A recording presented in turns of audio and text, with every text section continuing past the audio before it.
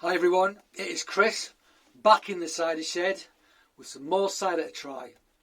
And we are continuing with our tasting of the new arrivals from Ross-on-Wye. And tonight it is a single variety, as it was last night, dabbing it.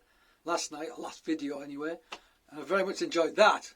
So let's see if we can continue on that roll. I mean, I like pretty much everything that Ross-on-Wye makes. So it's all, you know, it's all great. It's just some might be a bit greater than something else, but you know, I drink pretty much anything they make, to be honest with you.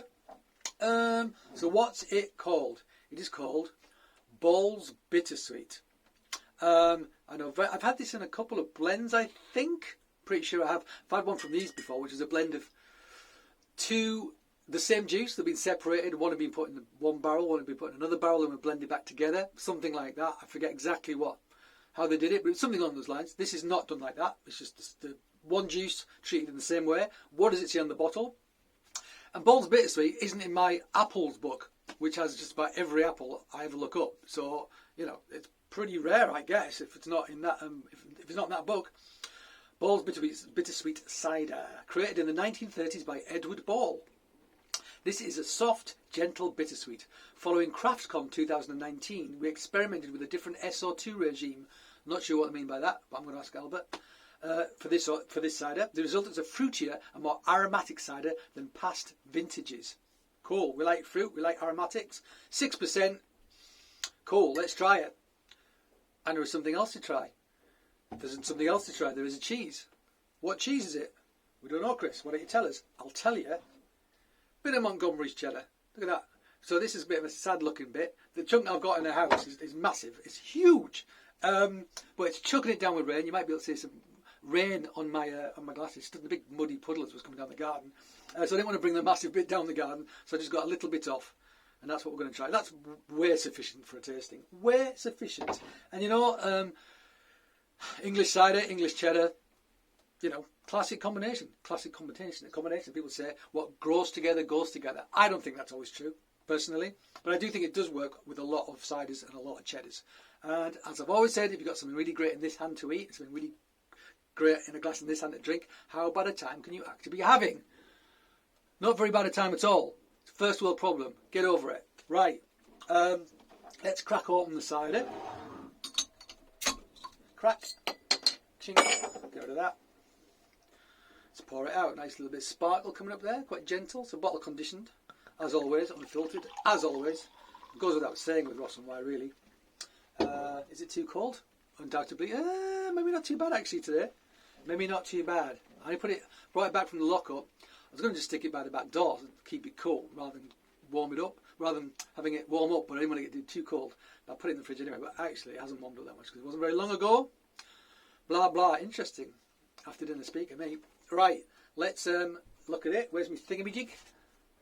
Thingamajig. So nice. Nice straw gold again. Very similar to last night's. Maybe a bit paler than last night's, but still. Nice looking thing. Fine bubbles. Hazy. Let's have a sniff. Give it a swirl. And have a sniff.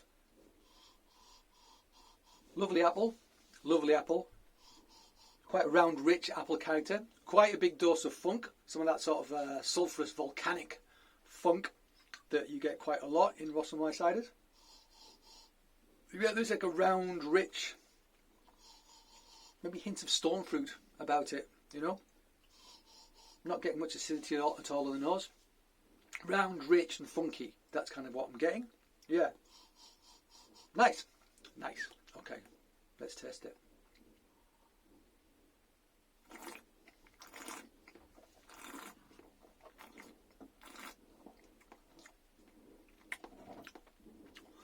So it is a bittersweet, therefore lower in acid, higher in sugar and in tannin. And indeed on the palate that's what you get. Minerality, low acid, soft tannins on the front, on the teeth, astringency, leatheriness on the back, and in the middle that round, rich appliness. Totally dry, as we would expect, but quite a lot of fruit going on in there. But it's quite leathery. It's quite leathery, but I am getting some of that rich, sort of ripe red apple on my middle palate, which I like very much. Have a bit more. Have a bit more.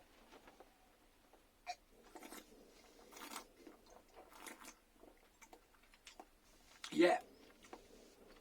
So this is quite a leathery cider. Low in acid. There's round fruit buried in there, but it's wrapped in sort of astringency and leatheriness, which a year ago I probably wouldn't have liked, maybe 18 months ago, because I have a sweet tooth. But drinking these guys' ciders has got me into dry cider. It's more like drinking red wine when you're drinking these sort of tannic ciders, which is absolutely valid. Whereas I always thought of cider being closer to a white wine. It's also entirely valid. But in this occasion, it's closer to like those red sort of tannic wines, you know. I don't know. Bordeaux's, that kind of thing, I suppose. I don't want to say that. I don't like Bordeaux wines. Never gone with them. I think overrated, overpriced. There you go. Burgundy, however, I do like Burgundy. Not good for my bank account. I might be talking about cider. Sorry. Stick to the script. Okay. Tried this. Shall we try some cheese? Yes, Chris. Okay.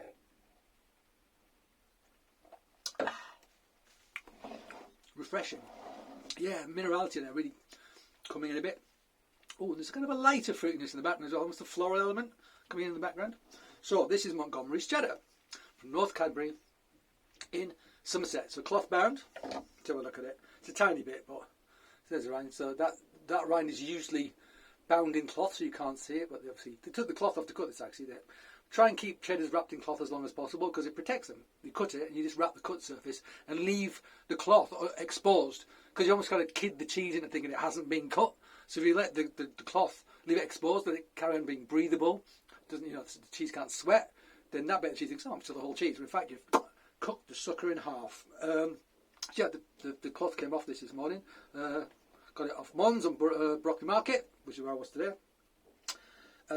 Probably I'm one of the 3-4 proper cheddars left in the world. What do I mean by that? I mean made in Somerset, which is a spiritual home of cheddar. Cloth bound. Cloth binding is a very English thing. Traditional cheddars are cloth bound. Unpasteurised milk. They're basically making the cheese on the farm where the herd is. Traditional starter cultures, which make a massive difference. Massive difference, and they're quite tricksy. You can't use the same one every day. You've got to rotate it throughout the week. So actually, certain days of the week, certain starter cultures give you the best cheeses, or certain days starter cultures will appeal to some people more than others.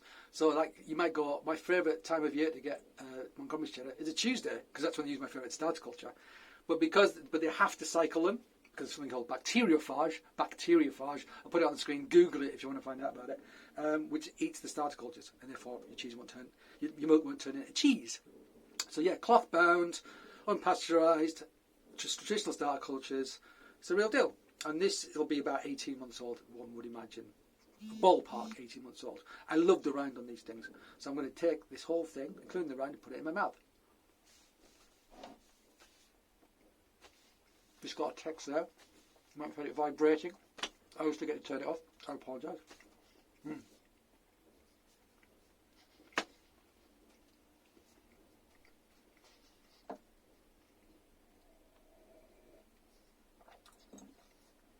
So, that was quite a big bit. Sorry. Oh yeah, rind. The thing about traditional cloth bound cheddars is they're not as strong as their factory counterparts. The number of times people have said to me, I've probably told this story already in another video, but I think it's worth recounting.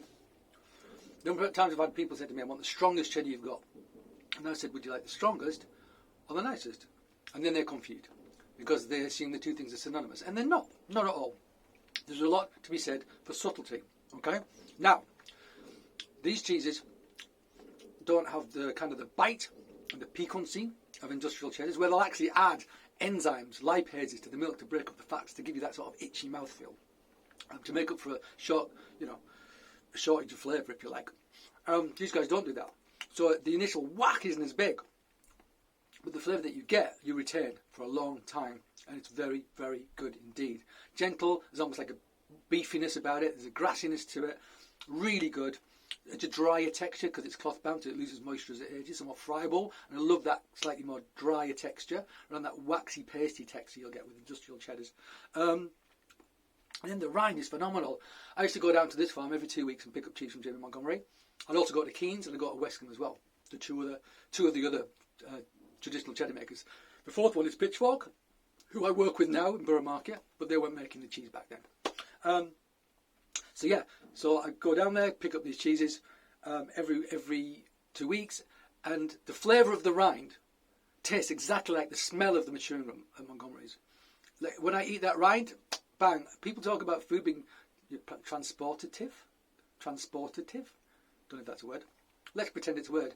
Cheese being transportative, and it does. It transports me to that place, to that time.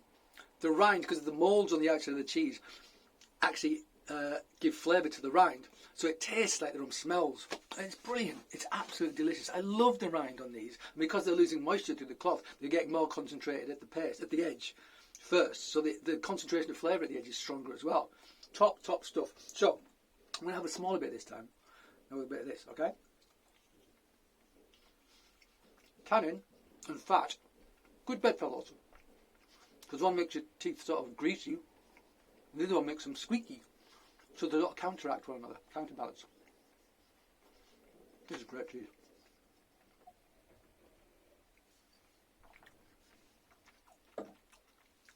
And it works. It does work, yeah. Once you really get the cheese in the back of your mouth and you get the full flavour, it tastes great. Have I got any? I may well have some cheese in my beard. I apologise if I do. Good stuff. Good stuff. But I would say though,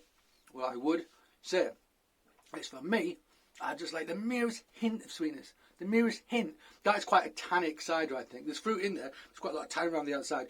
I think the dabbing I had yesterday worked better because I think I said although it wasn't sweet, it duped you into thinking it was sweet because of the amount of fruitiness in there. And I think because there's salt in this, I think a little bit of sweetness to balance the salt would be great. The tannins work great with the fat. It's low in acidity. This is quite acid, so that's all right. Either have no acid or some acid to balance. You know, somewhere in between isn't great. So yeah, very, very, very, very happy indeed. Very happy indeed. So Ball's Bittersweet, although it's not in my Apple book, it's a winner. It's good stuff, and I like it. Cool. All right, I'm going to finish this cheese, finish this bottle of cider, and say thank you for you joining me in my shed. And I hope to see you again soon. And until then, cheers.